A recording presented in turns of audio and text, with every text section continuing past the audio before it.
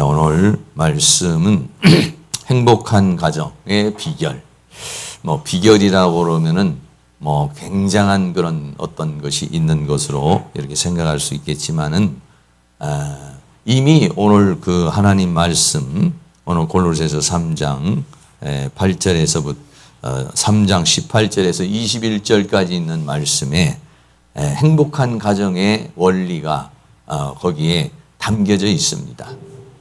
그런데 우리가 그대로 살지를 못해서, 그리고 그 의미를 좀 더 깊이 깨닫지를 못해서 우리들이 행복의 원리가 분명히 있는데, 행복의 원리가 있고 행복의 비결이 있는데 우리는 그것을 잘 알지 못해서 불행한 삶을 살게 되는 그런 상황이 있어요. 그래서 제가 이 내적 시유를 하면서 이런 말을 많이 합니다. 열심히 사는 법을 배우지 말고 행복하게 사는 법을 배우세요. 이런 말을 제가 합니다. 우리는 그동안에 열심히 사는 법을 많이 배웠어요. 그래서 새벽부터 일어나고 밤늦게까지 일하고 또 아주 죽기 살기 일하고 땀 흘려서 일하고, 그래서 열심히 사는 거에서는요, 우리나라를 따라갈 민족이 그렇게 많지 않습니다. 모든 면에서 굉장히 열심히 해요. 그런데 열심히 살기는 하는데 행복하냐고 물어보면은 행복하지 않다는 겁니다. 그러면 열심히 사는 이유가 뭐냐 그러면 행복하기 위해서 공부도 하고 행복하기 위해서 사업도 하고 행복하기 위해서 이것저것 한다는 거예요.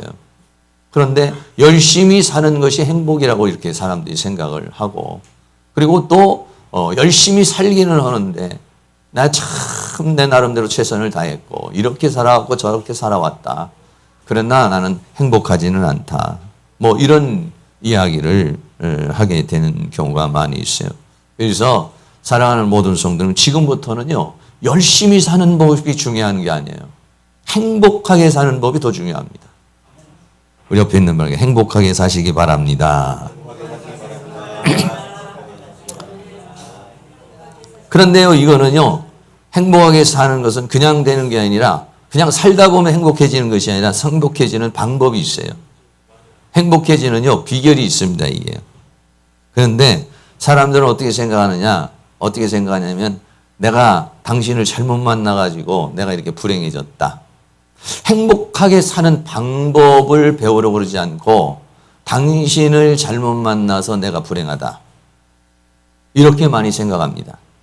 당신 나하고 성격이 안 맞는 사람, 내 스타일에 안 맞는 사람, 그래서 내가 불행하다.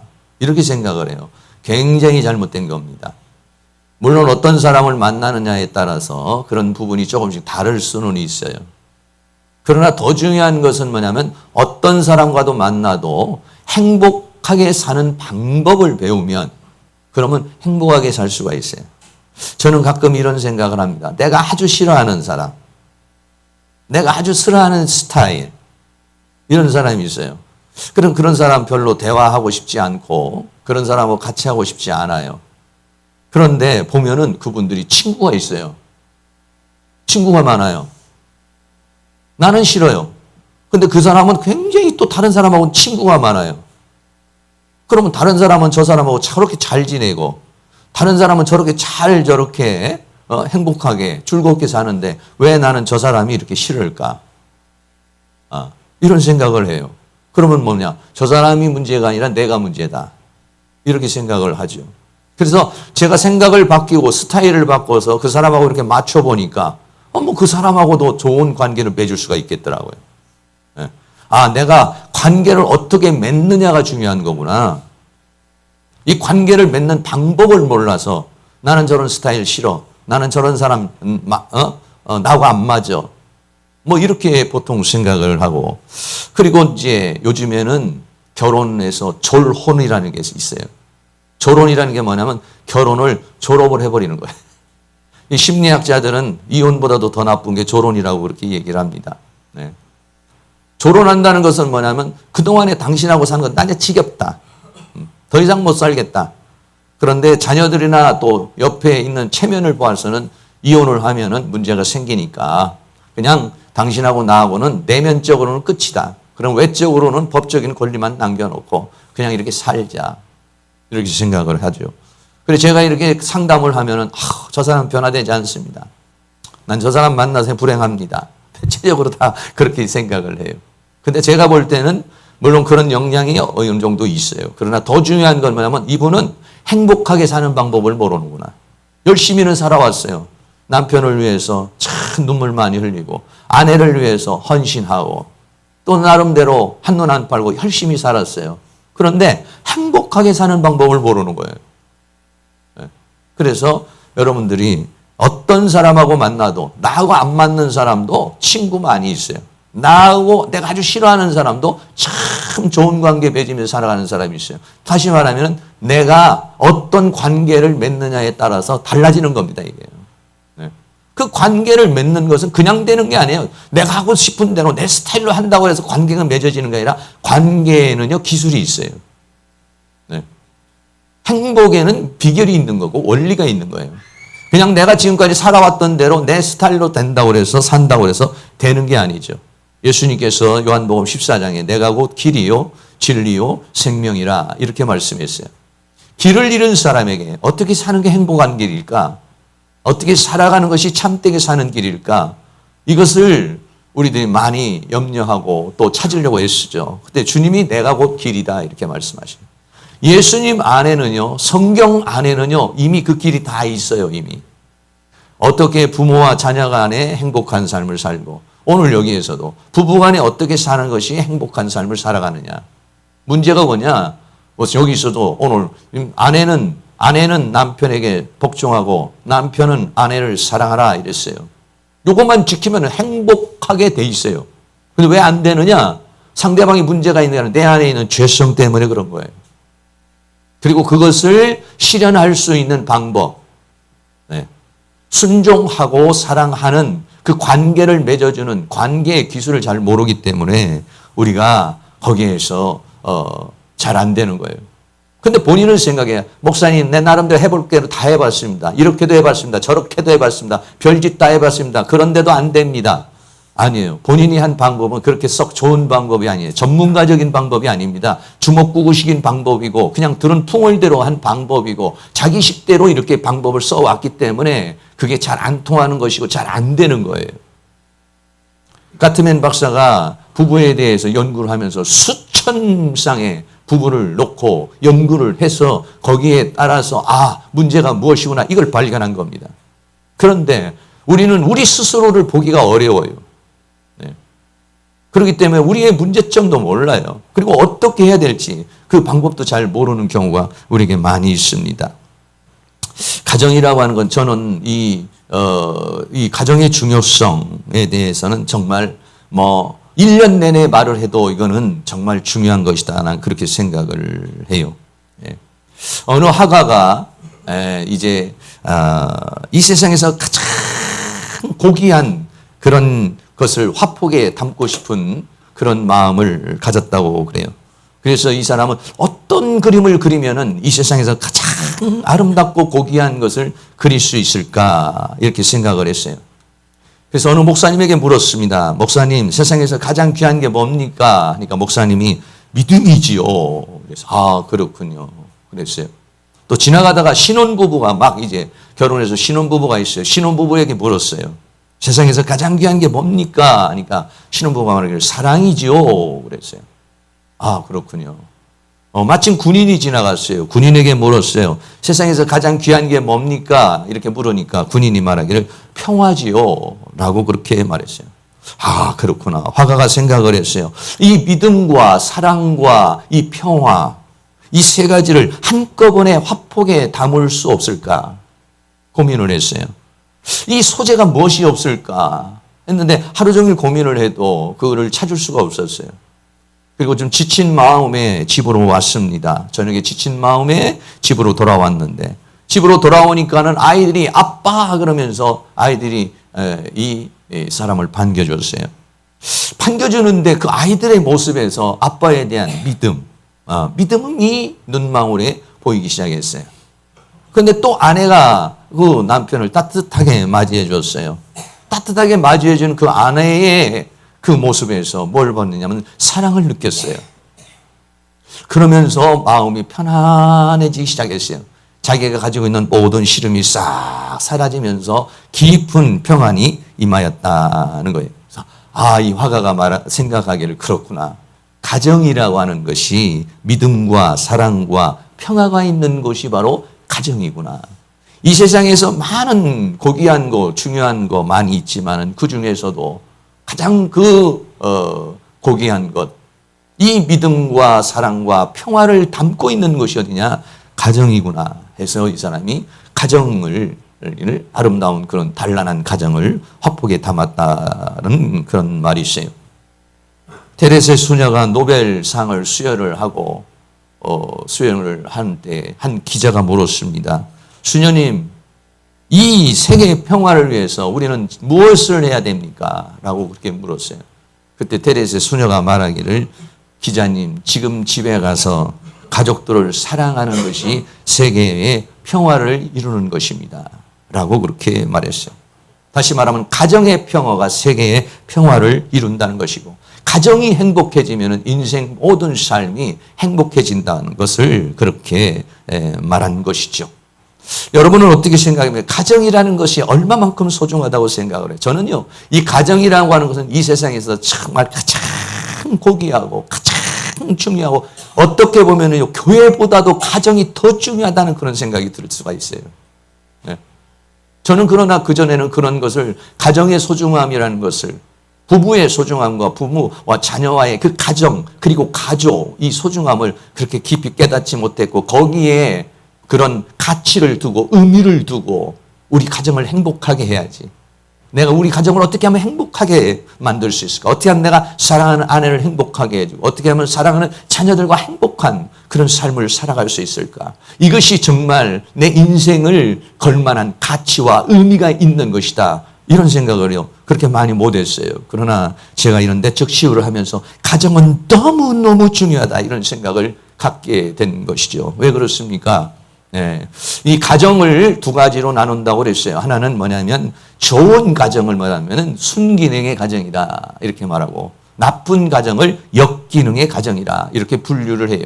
역기능의 가정은 뭐냐면 엄마와 아빠와 자녀들이 자기의 기능과 역할을 제대로 하지 못하는 그런 가정을 뭐냐 역기능의 가정이다 이렇게 말하고 순기능의 가정은 뭐냐면 그런 것들을 잘 하는 아빠는 아빠의 위치에서 엄마는 엄마의 위치에서 역할을 하고 기능을 잘하고 그리고 자녀는 자녀로서의 그 위치에서 잘 기능을 하고 잘해서 순환이 잘 되는 가정 이런 가정을 바로 순기능의 가정이라고 이렇게 말을 하게 되는 것이죠. 이 역기능의 가정에서 자란 그런 자녀들이 어떤 사회적으로 어떤 문제가 있는가 하면요, 이런 강력 범죄들, 우리가 사회에서 여러분들이 잘 알고 있는 그런 내용들이죠. 강호순 같은 사람, 장모와 철을 죽이고 여성 7명을 살해를 했습니다. 유영철 같은 사람은 10개월에 21명의 여인을 살해를 했습니다. 신창원 같은 사람은 수없는 범죄를 저지르고 교도소에 수감을 했는데도 탈출을 했어요. 그런데 이 옥중 편지에서 신창원이 이런 내용의 편지를 썼습니다. 재소자 90%가 감옥에 들어온 사람들 90%가 부모로부터 사랑을 받지 못했거나 아니면은 가정폭력 또는 부모의 무관심 속에서 살았다. 그런데 그것이 어느 정도 시간이 흘러 오랜 시간을 지나면서 마음의 상처가 깊어지고 사춘기 때나 또 어떤 상황이 되었을 때 그게 돌출되어 표출된다. 라고 그렇게 말하고 있어요. 이런 내용을 보면은 이런 모든 사회적으로 이렇게 많은 여러분 좋은 가정에서 단란한 가정에서 부부가 행복하고 또 부모 자녀 간에 복된 그런 가정에서 이 자녀들이 삐뚤어 나가지 않는다는 것이죠. 그러나 이것이 잘못되면은 그러면은 여기에는 많은 문제점이 생기게 되고 이 가정이라고 하는 것이 역기능의 가정이냐 순기능의 가정이냐에 따라서 그 아이의 인생이 완전히 달라진다는 거예요. 그렇기 때문에 이 가정이라고 하는 것은 얼마나 중요한 것인지 모르죠. 그렇습니다. 동영상을 하나 이렇게 여러분 보려고 그러는데 조금 좀 경악스러운 동영상이죠. 아들이 아버지를 살인하는 그런 사건을 이렇게 보도하는 그런 장면이 있습니다. 한번 좀 한 5분짜리 동영상 하나 보고 얼마만큼 가정이라고 하는 것이 중요한 것인지에 대해서 같이 한번 보도록 시작하겠습니다. 네, 참 불 좀 켜주세요. 소리가 이상하게 왜 뭐가 고장이 났는지 소리가 잘 안 나네요. 어떤 내용이냐면은 그 하나의 장면은 자녀가 아버지를 이제 살인하는 그런 존속살인 그런 영상입니다. 대학생 아들이 아버지를 이제 살해하게 되는 건데 살해하게 된 이유가 뭐냐면 초등학교 3학년 때부터 아버지가 이제 술을 드시면은 엄마를 이제 폭행을 하고 집기를 막 부수고 이러는 거예요. 그래서 그 부모에 대한 이제 분노의 감정이 이렇게 쌓여 있었던 거예요. 그러다가 이제 그게 이제 폭발을 해가지고 이런 이제 상황이 생기는 그런 상황이 생긴 겁니다. 또 하나의 그 동영상은 그 아들이 이제 게임 중독에 이렇게 빠져 있는 거예요. 게임 중독에 빠져 있으니까 부모가 와가지고 이제 상담을 하는 거죠. 우리 자녀가 이렇게 게임 중독에 있는데 저 아이를 어떻게 하면 좋냐 이렇게 말하니까 자녀가 문제가 아니라 두 사람의 부부가 문제다. 부부간의 사이가 좋아지고 행복한 삶을 살면 자녀는 자연스럽게 그런 것에서 벗어나면서 이런 인생을 살아갈 수 있다. 이제 그런 내용입니다. 오늘 이 소리가 좀 잘 안 나는데 이런 일들이 조금 전에도 말했지만은 아주 그런 일들이 굉장히 많이 있습니다. 이 김현양이라고 하는 사람이 이 지존파의 행동대장이라고 하는 사람이 있어요. 이 사람도 93년도부터 5명을 납치 살인하고 시신을 소각을 불을 태워버리는 그런 이제 일을 한 사람이죠. 근데 이 사람이 뭐라고 말하냐면 이렇게 말했어요. 난 인간이 아니다. 그래서 다 잡아 죽이려고 그런다. 우리 엄마 내 손으로 못 죽여서 한이 맺힌다. 뭐 이렇게 말했어요. 근데 이런 사람들은요, 인터뷰를 하고 기자들이 왜 그런 일을 했습니까? 하면 보통 사람들은 이제 어떤 범죄를 하고 나면 죄의식을 느낀다든지 뭐 이러잖아요. 근데 오히려 이런 사람들은요, 더 떳떳하게 아주 그런 거에 대해서 죄의식을 느끼지 못하고 뭐 그렇게 이야기를 하는 그런 사람들이 많이 있죠. 왜 이런 사람들이 만들어지냐? 이거 가정이라는 것입니다. 좋은 가정에서는 그런 자녀가 나오지 않는다는 거죠. 역기능의 가정에서 그런 자녀들이 만들어진다는 것이에요. 그렇기 때문에 이 가정의 달을 맞이해서 우리 가정은 어떤 가정인가? 네. 세 번째로 우리 가정은 어떤 가정인가? 네. 역기능의 가정, 문제가 일어날 수 있는 그런 가정에 여러 가지 이제 그런 그 특징이 있겠지만은 그 중에서 몇 가지 말씀을 좀 드리면은 첫째는 뭐냐면 중독입니다. 부모가 어떤 알코올에 중독이 됐다든지 도박에 중독이 됐다든지 게임에 중독이 됐다든지 어떤 약물에 중독이 되었을 때는 이 자녀들의 이제 그런 피해가 가게 되는 것이고 또 외도입니다. 외도. 바람을 핀다든지 또 이런 상황이 되었을 때는 그 자녀들이 받는 충격이 엄청나게 크다는 거예요. 그러니까 요즘에 이렇게 말을 해요. 요즘에 항혼이혼이 신혼이혼을 넘어섰다고 그렇게 얘기를 합니다. 무슨 얘기냐면은 신혼이혼은 뭐냐면은 뭐 젊은 사람들이니까 감정이 격해가지고 바박 하면서 헤어질 수 있죠. 근데 황혼이혼은 뭐냐면 참다 뭐 이제 자식들 장가들 가고 뭐 어쩌고 이렇게 되면은 이제 하게 되는 그런 것이죠. 네, 그렇습니다. 그런 것들이 훨씬 더 많아졌다는 거예요, 요즘에. 네. 그러니까는 그러면서 졸혼 같은 것도 나오는 거예요. 그러니까 나이 드신 분들이 전부 다 황혼이혼하고 막 이러시면서 우리나라 정책은 결혼을 해서 아이를 낳아야지, 아이를 못 낳으면은 우리나라가 큰일이 난다. 뭐 이렇게 얘기를 하니까 젊은 사람에게 전혀 그게 먹히질 않죠. 네. 예를 들어 가지고 한 가정에서 졸혼한 그런 가정에서 자녀에게 그렇게 만약에 여러분들 강요를 한다면은 그 자녀들이 그걸 받아들일 수가 없다는 것이죠. 이런 것들이 이제 아주 사회적인 그런 문제로 와 있는 것입니다. 이런 외도 또는 폭력, 더 나아가서는 부부싸움 또는 편모 가정, 또는 분화 계모 가정, 이런 가정들. 근데 뭐 다는 아니지만 이런 가능성이 있다는 거예요.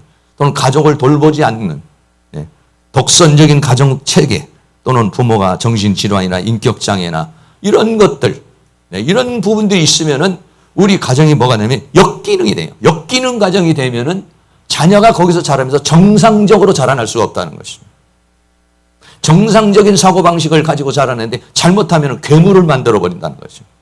아까 같은 아주 그런 이 사람도 아닌, 사람으로 생각할 수 없는 그런 존재가 되어버리고 만다는 거예요. 그렇기 때문에 가정이라고 하는 것은 굉장히 중요한 것입니다. 어떤 가정을 내가 지금 만들고 사느냐, 부부가 지금 어떤 가정을 만들어서 지금 살고 있느냐는 것이 자녀에게는 그대로 영향력을 끼쳐서 그런 삶을 살아가게 된다는 것을 우리에게 말씀해 주고 있는 것이죠. 여러분들, 우리 가정에 만약에 이런 것들 중에서 뭔가가 있다면 우리 이것을 고쳐야 되겠죠. 우리 가정을 역기능의 가정이 아니라 순기능의 가정, 좋은 가정으로 우리들이 여러분, 이걸 바꾸지 않고 우리 가정이 행복해지길 원하고 이걸 바꾸지 않고 우리 자녀들이 행복해지길 원한다면 그거는 있을 수 있는 얘기가 아닌 것이죠. 그냥 어느 날 살다 보면 자연스럽게 행복해지는 게 아닙니다. 노력을 해야 되겠죠. 잘못된 거 고쳐 나가야 되겠죠. 그래야만이 행복한 가정을 만들 수가 있어요. 그러면은 순기능의 가정은 몇 가지가 또 있어요. 순기능의 가정은 뭐냐면 이 가정 안에 뭐가 있느냐? 사랑이 있는 가정. 그리고 또 뭐가 있느냐? 용서가 있어요. 자녀들이 잘못하거나 아내가 잘못하거나 남편이 잘못했을 때 용서가 있는 가정. 그 다음에 세 번째는 칭찬이 있는 가정, 격려가 있는 가정. 그리고 네 번째는 친밀감, 부모와 자녀 간에, 부부 간에 친밀감이 있는 가정. 그리고 더 나아가서는 뭐냐? 의사소통이 서로 부모와 자녀 간에, 또 자녀와 부모 간에 서로 소통하는, 서로 마음이 통하고 감정이 통하고 생각이 통하는 그런 소통하는 그런 가정입니다. 그리고 더 나아가서는 개방적인 가족 규칙이 있는 가정. 이런 가정들. 그래서 지난 목요일 날도 제가 이 행복한 가정에 대한 이야기를 좀 했습니다만은 이 행복한 가정, 한마디로 말하면 오늘 본문에 있는 말씀이에요. 오늘 골로새서 3장 18절에 아내들아 남편에게 복종하라. 이는 주 안에서 마땅하니라. 이랬어요. 남편들아 아내를 사랑하며 괴롭게 하지 말아라. 사랑하고 괴롭게 하지 말아라. 그럼 아내를 사랑하면 그 사랑을 받은 아내가 남편에게 복종하고 복종하는 그 아내를 또 사랑하게 되는 선순환이 되죠. 그러나 사랑하지 않으면 복종하지 않습니다. 거역합니다. 반역합니다. 원수가 되어버리죠. 그러면 거기에는 여러 가지 많은 문제점이 거기에서 생기게 된다는 것이죠. 또 골로새서 3장 20절에는 자녀들아 모든 일에 부모와 자녀 간에 모든 일에 부모에게 순종하라. 이는 주 안에서 기쁘게 하는 것이니라. 그런데 문제는 뭐냐? 아비들아 너희 자녀를 경록케 하지 말아라 이랬어요. 에베소서에는 뭐라면 자녀를 양육하는데 주의 교양과 훈계로 양육해라. 다시 말하면 자녀들에게 그 분노를 심어주지 말라는 거죠. 분노를 심어주고 엄마에 대한 분노, 아버지에 대한 분노, 부모에 대한 분노, 이 분노를 심어주지 말라는 거예요. 그런데 부모들이 분노를 심어주려고 그렇게 행동한 건 아니죠. 그런데 부부싸움을 하다가 보면은 분노가 심어지게 되는 것이고, 외도를 하다 보면은 분노가 심어지는 것이고, 폭력을 하다가 보면은 그렇게 되는 거예요. 하나님의 말씀 가운데 살지 못하게 됐을 때, 이랬을 때 여기에서 자녀들이 자라면서 그러한 것들이 이제 분노가 쌓여져서 슬픔의 감정이 쌓여져서 결과적으로는 감정을 느낄 수 없는 그런 사람, 죄를 짓고도 범죄를 하고도 범죄라고 생각하지 못하는 이상한 정상적인 사람이 아닌, 정상적으로 생각하고 정상적으로 감정을 가지고 정상적으로 행동할 수 없는 무엇인가를 그 자녀들에게 심어준다는 것이에요. 그래서 행복한 가정 만들려고 그러면은 첫째는 뭐냐? 무조건 사랑이 있어야 된다. 이렇게 말씀할 수 있어요. 저도 고민을 했어요. 어떻게 행복한 가정에 대해서 여러 가지 이야기를 할 수가 있는데 참 이 말이 좋아요. 왜 그러냐면 이 사랑이라는 것이 너무 중요한 거예요. 이게. 다시 말하면은 남자는 우리가 자녀들이 이 집에서 살면서 아버지가 채워줄 수 있는 것과 엄마가 채워줄 수 있는 게 있어요. 아버지가 채워주는 거냐면 옛날부터 아버지는 뭐냐면 바깥 양반이라고 했어요. 아버지는 사회적인 것을 채워주는 겁니다. 사회적인 것.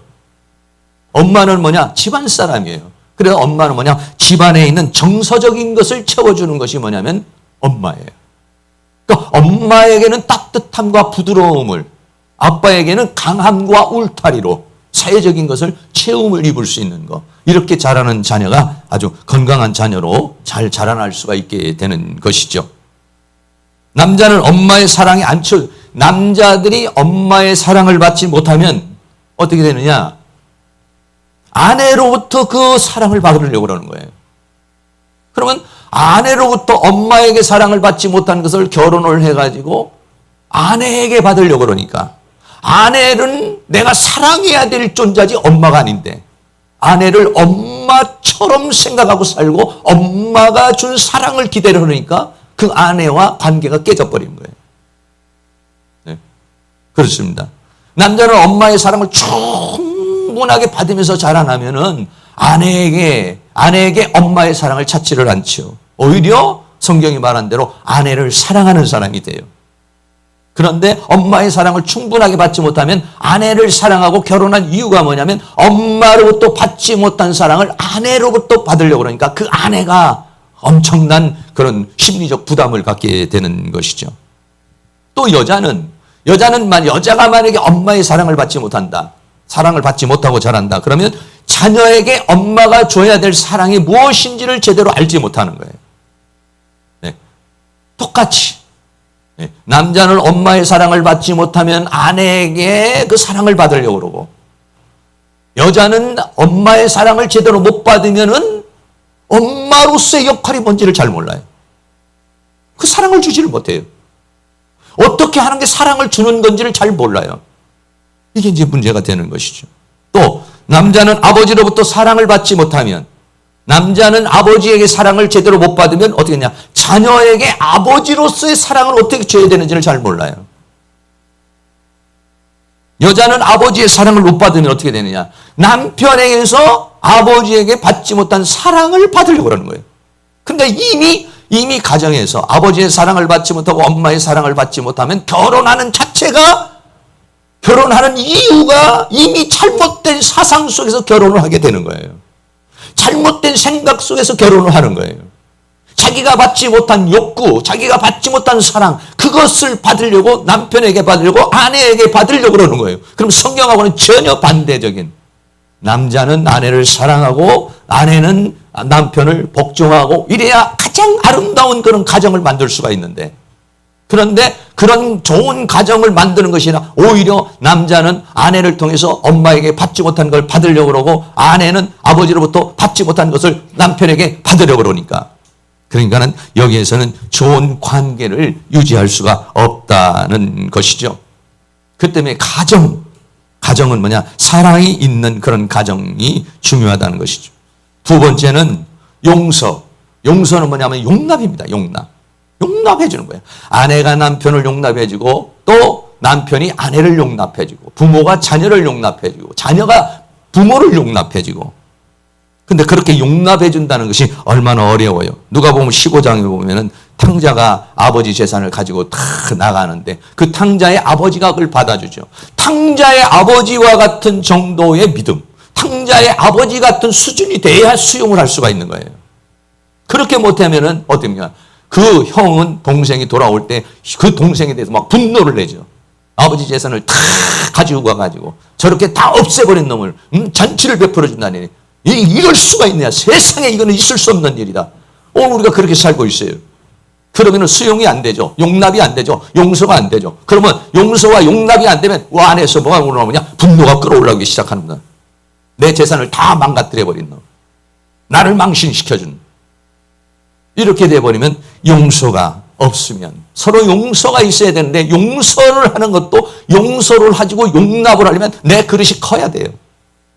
탕자의 아버지와 같이 마음이 커져야 탕자를 수용을 할 수가 있어요.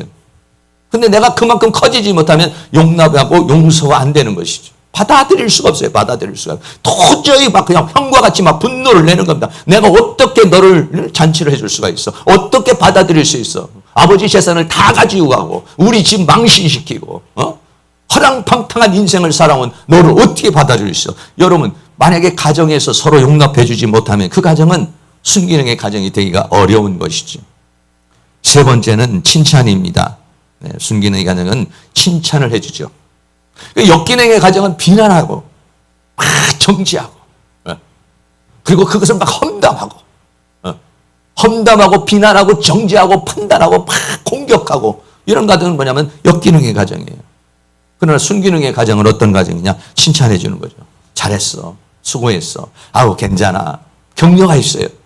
아유 또 다음에 또 잘하면 되는 것이지. 아니야 잘했어. 수고했어. 괜찮아. 여러분 이런 칭찬을 들을 때는요. 사람은요 칭찬을 들을 때 가장 기분이 좋은 거예요. 그러나 책망을 받을 때는요 막 죄책감이 들어오고 수치심이 들어오는 거예요. 이런 가정이죠. 네 번째는요 소통하는 가정입니다.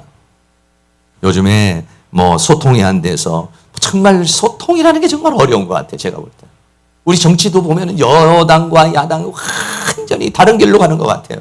네. 서로 독재라고 말하면서 소통이 잘 안 이루어져요. 요즘 사람들이 소통이 잘 안 돼요.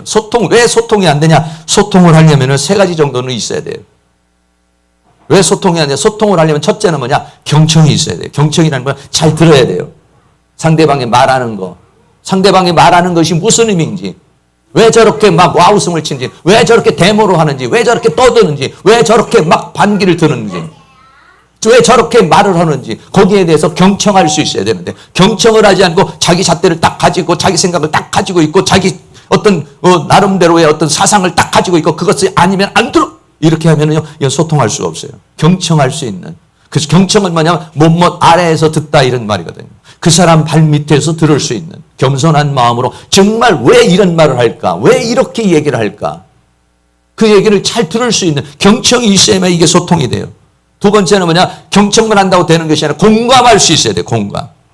이 사람의 아픔이 내 아픔이 될 수 있는. 여러분 우리가 사회적으로 사이코패스라고 하는 사람들은 뭐냐면 다른 사람이 죽어 넘어가는데도 죽어가고 고통을 당하는데도 나한테는 전혀 그것이 느껴지지 않는 사람을 사이코패스라고 하는 거예요. 공감할 줄 몰라요. 다른 사람의 아픔, 다른 사람의 고통, 다른 사람의 슬픔 이것이 전혀 느껴지지 않는 거예요. 나만 그냥 괜찮으면 되는 거예요. 공감할 줄 몰라요. 경청을 하면서 공감. 아, 슬프겠다, 힘들겠다, 어렵겠다. 여러분, 이걸 알아야 우리가 이게 소통이 돼요. 그런데 이게 굉장히 어렵죠. 쉽지 않습니다. 소통하는 게. 네. 얼마 전에 어떤 분이 말하기를 이게 허리가 좀 많이 아프신데 자녀들이 잘 몰라주니까 마음이 섭섭하고 굉장히 좀 울컥하고 이런다 그래요. 그런데 그럴 수밖에 없어요. 왜? 한 70대 되셔가지고 이게 허리도 아픈데 한 40대 자녀들이 이게 잘 모릅니다. 왜? 본인이 그걸 아파보질 못해서 그것 통증이 어떤 거고 그 고통이 어떤 건지 잘 알 수가 없어요. 이게. 네. 세대 간에 이런 차이가 있기 때문에 소통이 어려워요. 공감하기가 어려워요. 네. 그렇습니다. 많은 그런 갈등이 있어요. 이게. 그런데 소통을 하려면은 첫째는 경청을 해야 되고 두 번째는 공감을 해야 되고 세 번째는 표현을 해야 돼요.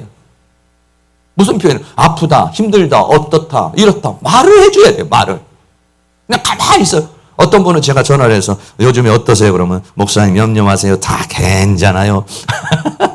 근데 뒤로 들어오는 소리는 요즘에 그분 굉장히 힘들대요. 아주 죽겠대요. 이렇게 말하는데 제가 물어보면 괜찮아요. 아니요. 소통이 때문에 표현을 할 수 있어야 돼요. 근데 우리나라 사람들은 표현하는 것을 아주 예의 없는 것이라고 생각을 해온 거예요. 표현을 할 줄 알아야 돼요. 아내는 남편에게 표현하고 남편은 아내에게 표현하고 부모는 자녀에게 표현하고 자녀는 부모에게 표현하고 이게 안 되면 소통이 안 되는 거예요. 소통 아무리 얘기를 해도 소통하려면 경청이 돼야 되고 공감이 돼야 되고 표현이 돼야 돼요. 그래야만 이게 소통이 되는 거예요. 그런 가정. 네. 그런 가정이 돼야 되는데 우리들은 어떤 나름대로 잣대가 있어요. 누가 말하면 나 오랫동안 20년 30년 살면 남편이 말하면 안 들어요. 아유 저거 또 이러는구나. 남편이 말하면 말 안 듣고 아내가 말해도 말 안 들어요. 자기 나름대로 잣대가 딱 정해져 있어. 이거는 안 되는 사람, 이거는 틀린 사람 나름대로 딱 정해져 있어서 그거를 경청하려고 그러지 않습니다. 그 공감하려고 그러지 않습니다. 그럼 자기도 표현하지 않습니다. 그냥 딱 쌓고 살아요. 그러니까 이런 가정은 문제가 될 수가 있죠. 마지막으로 하나 더 말씀드리면 부부가 행복하게 사는 가정입니다. 정말 행복한 가정은 어떤 가정이냐? 아까도 말했지만은 문제 자녀가는 없고 문제 부모만 있다, 이런 얘기를 했어요. 부부가 행복한 삶을 살면은요, 그 안에서 사는 자녀들은 행복하게 살 수가 있는 것이죠. 그러니까는 어떠냐, 자녀에게 관심을 갖지만 어떻게 하면 내가 아내하고 행복한 삶을 살아갈 수 있을까? 포기하고, 여러분 혹시 포기하면 안 됩니다. 왜? 답이 없는 것 같지만 답이 다 있습니다. 답이 있어요. 여러분들이 나름대로 시도해봤겠죠. 그러나 그런 시도, 비전문가적인 시도를 하면 안 돼요. 전문가적인 시도를 해야 됩니다. 어떻게 하는 것이, 어떻게 대하는 것이 내가 정말로 우리 가정을 행복하게 하고 부부간에 이 5월에 가정의 달을 맞이해서 그냥 행복이라고 하는 것을 그냥 가만히 있어서 어디서 감나무에서 떨어지듯이 기다려가지고는 행복이라는 걸 올 수가 없어요. 발전을 해야 됩니다. 배워야 됩니다. 공부를 해야 됩니다.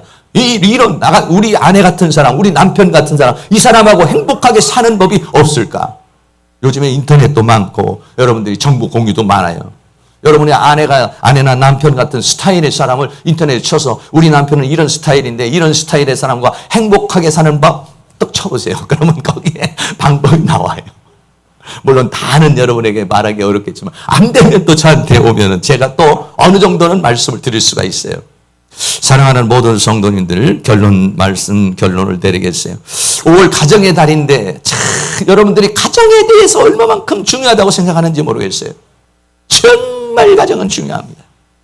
이 가정이 순기능의 가정이면 여기에서 판사, 검사가 나오고 대한민국을 살리고 이 사회의 복지를 위해서 이 사회를 살리는 사람이 내 가정에서 나와요. 그러나 역기정이 되면 우리 대한민국을 죽이고 사회를 병들게 하고 범죄를 일으키고 악행을 일으키고 고통을 주고 괴로움을 주는 그런 가정이 돼버리고 마는 거예요. 역기능의 가정이 되면 그렇게 돼버리고 말고 순기능의 가정이 되면 그런 가정이 되어지는 것이기 때문에 이 대한민국의 미래는 뭐냐? 가정에 달려있는 거예요, 사실은. 가정이 회복돼 버리면 대한민국 자체가 회복돼 버리고 부부관계가 회복돼 버리면 대한민국 자체가 회복돼 버리는 것입니다. 우리 가정은 어떤 가정인가? 다시 한번 우리 가정이 사랑이 있는가? 우리 가정은 용서가 있는가? 칭찬이 있는가? 소통이 있는가? 다시 말씀드리지만 내일부터 열심히 살려고 열심히 사는 것보다도 더 중요한 건 뭐냐? 어떻게 하면 행복하게 살 수 있을까? 내가 지금 같이 살고 있는 이 사람하고 어떻게 하면 행복한 삶을 살까? 하나님, 행복하게 살 수 있는 방법을 가르쳐 주세요. 내 자녀와 행복하게 살 수 있는 방법을 가르쳐 주세요. 우리 이웃과 행복하게 살 수 있는 방법을 가르쳐 주세요. 내가 이 교회 생활하는데 행복한 그런 삶을 살 수 있는 방법을 가르쳐 주세요. 예수님 말하고 내가 곧 길이요 진리요 생명이라 이랬어요. 주님 앞에 나오면 그 행복의 길을 찾게 될 줄로 믿습니다. 주님이 그렇게 가르쳐 주실 줄로 믿습니다. 주님 안에서 사랑하는 모든 성도님들이 올해 정말 행복한 가정, 행복한 부부, 행복한 삶을 살아갈 수 있는 그런 은혜가 일어날 수 있기를 주의 이름으로 축원합니다. 우리 다 같이 이 시간에는 찬양을 한 장 드리는 찬양이 아니라 동요입니다. 동요인데 어떤 노래냐면 즐거운 나의 집이라고 하는 그런 동요인데 우리 한번 같이 한번 불러보는 시간. 정말 우리 집이 즐거운 곳에서는 날로라 해도 내 쉴 곳은 작은 집 내 집뿐이니 내 나라 내 기쁨 쉴 곳도 뽑히고 세우는 내 집뿐이요 오 사랑 나의 집 즐거운 나의 법 내 집뿐이라. 그래서 이 집을 정말 그렇게 만들고 그런 집이 되기를 원하는 마음으로 한번 찬양, 한번 우리 동요를 같이 한번 하고 기도하겠습니다.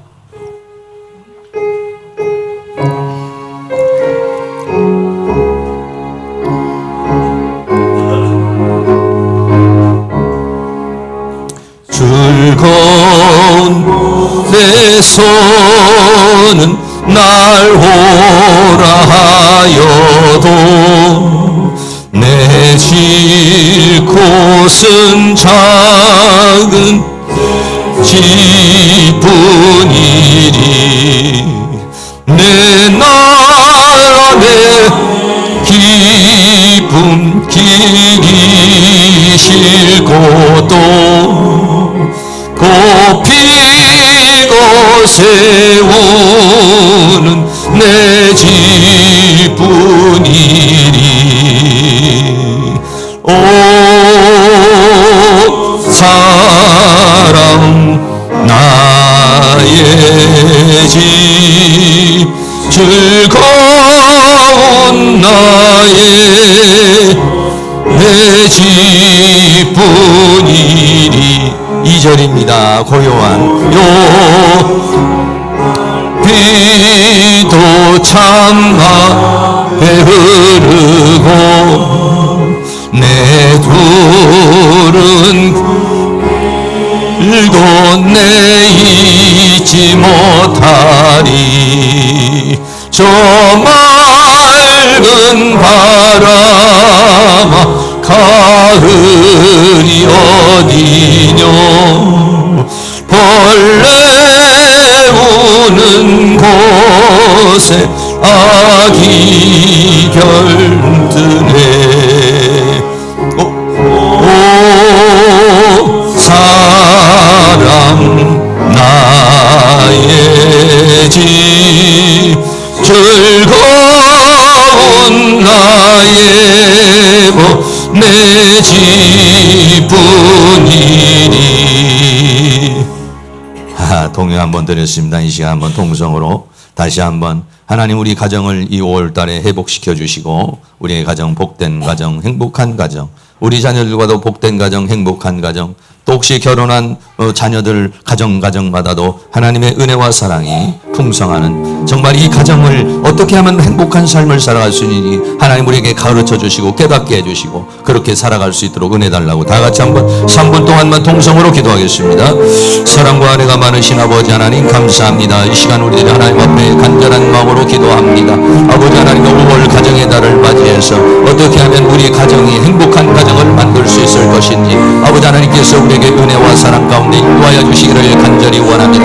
어느 날 갑자기 행복하기를 기대하는 사람이 아니라 배우게 하여 주시고 깨닫게 하여 주시옵시고 어떻게 하면 아내를 행복하게 해주고 어떻게 하면 남편을 행복하게 해주고 어떻게 하면 자녀들을 행복하게 해줄 수 있을까 어떻게 하면 내가 행복한 인생을 살아갈 수 있을까 우리들이 아버지 고민하게 하여 주시고 아버지 생각하게 하여 주시옵시고 다시 한번 말씀 안에서 원리를 깨닫게 하여 주시옵시고 또 우리들이 아버지 하나님과 비결을 배울 수 있도록 우리 하나님께서 은혜와 사랑 가운데 인도하여 주시기를 원합니다. 부부관계가 회복되어지기를 원합니다. 부모와 자녀 간의 행복관계가 회복되기를 원합니다. 우리의 가정에서 우리의 가정의 슬픔과 괴로움을 주고 고통을 주는 모든 악한 영의 세력들이 예수 이름으로 떠나가게 하여 주시며 어둠의 권세들이 예수 이름으로 떠나가게 하시며 오직 하나님의 성령께서 우리를 주장하여 주시고 붙들어 주시고 함께 해주시기를 간절히 원합니다. 성령님 도와주시옵소서. 성령 하나님 함께하여 주시옵소서. 성령님 역사하여 주시기를 간절히 원합니다. 아내에 대한 분노 남편에 대한 분노 아무튼 우리가 아버지 가정에 대한 포기한 마음이 있습니까? 아버지 하나님께서 우리에게 있는 분노와 억울함과 슬픔과 이러한 모든 것들을 다 하나님께서 위로해 주시고 격려해 주시고 만져주시고 치료해 주시옵시고 아버지 하나님과 부부관계가 회복되게 하여 주시고 부모와 자녀 간의 관계가 회복되게 하여 주시고 복된 가정 만들어갈 수 있는 은혜의 역사가 있도록 우리 하나님께서 큰 은혜와 사랑으로 인도하여 주시며 주의 성령으로 역사해 주시며 주의 능력의 손길로 역사해 주시며 주의 권능의 손길로 인도하여 주시며 주의 은혜의 손길로 도와주시기를 간절히 원합니다. 성령님 도와주시옵소서. 성령님 함께하여 주시옵소서. 성령님 우리를 가르쳐 주시옵소서. 주여 우리를 가르쳐 주시옵소서. 우리를 가르쳐 주시옵소서. 우리를 깨닫게 하여 주시옵소서. 겸손한 마음으로 주님 앞에 무릎을 꿇게 하여 주시며 하나님께서 진리의 성령으로 가르쳐 주시며 하나님의 말씀으로 가르쳐 주시옵시고 주의 성령으로 우리를 가르쳐 주시기를 원합니다. 우리에게 있는 잘못된 사상과 감정과 생각과 습관을 뜯어고치게 하여 주시며 하나님께서 원하는 사람으로 만들어져서 복된 가정 행복한 가정 아름다운 가정을 만들어갈 수 있는 저희들의 삶이 이루어질 수 있도록 우리 하나님께서 큰 은혜와 사랑으로 인도하여 주시며 주의 성령으로 역사하시며 주의 능력으로 함께해 주시기를 간절히 원합니다. 성령님 도와주시고 인도해 주시고 함께하여 주시고 역사하여 주시옵소서.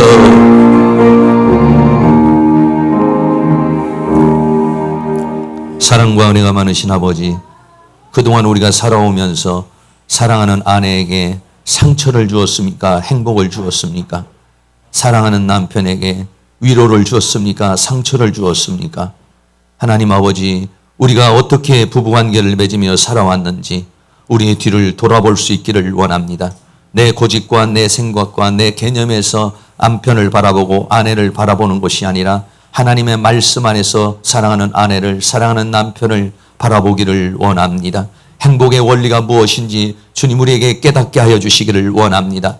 상대방에 대해서 원망하고 불평하고 또 분노하기 전에 어떻게 하면 우리 가정이 행복한 가정을, 우리 부부관계가 행복한 가정을 이룰 수 있을 것인가? 하나님 진리의 성령님께서 우리를 가르쳐 주시기를 원합니다. 성령으로 가르쳐 주시기를 원합니다. 말씀으로 가르쳐 주시기를 원합니다. 은혜로 가르쳐 주시기를 원합니다. 더 이상 고집피지 않게 하여 주시고 내 고집과 아집 속에 갇혀서 살지 않게 하여 주시옵시고 하나님의 말씀 안에서 성령 안에서 살게 해주셔서 모든 사랑하는 성도들의 가정마다 부부관계가 회복되기를 원합니다. 행복의 관계로 회복되기를 원합니다. 서로 만족의 관계가 회복되기를 원합니다. 성령님 도와주시옵소서. 내 마음속에 있는 자존심을 내려놓게 하여 주시옵시고 하나님의 성령께서 우리의 가정을 어떻게 하면 회복할 수 있는지 그 길을 알게 하여 주셔서 그런 회복의 역사가 일어날 수 있도록 은혜를 베풀어 주시기를 간절히 원합니다. 사랑하는 자녀들에게 우리가 살아오면서 수많은 상처를 주었습니다. 나도 모르게 아픔을 주었습니다. 우리 가정에 있는 역기능의 기능 때문에 사랑하는 자녀들에게 슬픔을 주고 아픔을 주고 고통을 주었습니다. 하나님 우리를 용서해 주시옵시고 지금부터 우리는 부부들이 행복한 가정을 이루며 살게 하여 주시며 부모와 자녀 간에 복된 관계를 맺으며 살아갈 수 있도록 우리 하나님 도와주시기를 원합니다. 우리의 가정에 있는 슬픔의 그림자들, 우리 가정에 있는 고통의 그림자들, 우리 가정에 있는 가난의 그림자들, 우리 가정에 있는 모든 이런 아픔의 것들을 주의 능력으로 치료하여 주시옵소서. 해결하여 주시옵소서. 가정마다 행복이 넘치게 하여 주시옵소서. 가정마다 웃음이 넘치게 하여 주시옵시고 가정마다 하나님의 은혜가 넘치는 그런 가정으로 만들어줄 수 있도록 우리 하나님께서 큰 은혜와 사랑으로 인도하여 주시고 붙드시고 함께하여 주시옵소서. 예수 그리스도의 이름으로 기도하옵나이다. 아멘. 우리 다 같이 자리에 일어나셔서 찬송가 305장 드리겠습니다.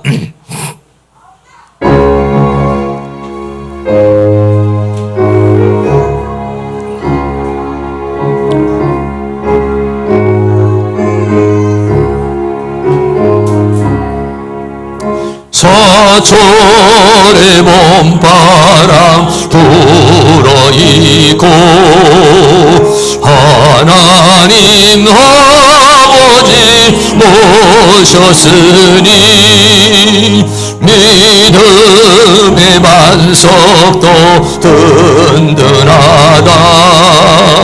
우리 집 즐거운 동산이라 고마워라 임마누엘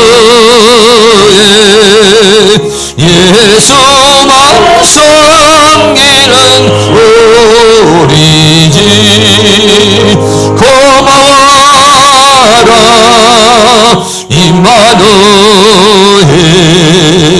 복되고 즐거운 하루하루 어버이 우리를 고이시고 동이들 사랑에 뭉쳐있고 기쁨과 서름도 같이 하니 한간의 조가도 천국이라 고마워라 임마누엘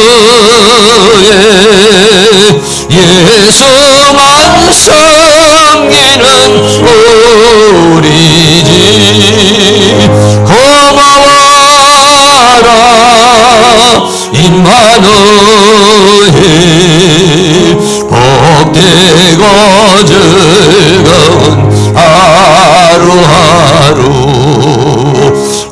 아침과 저녁에 수고하여 다같이 일하는 온 식구가 한상에 둘러서 먹고 마셔 여기가 우리의 낙원이라 고마워라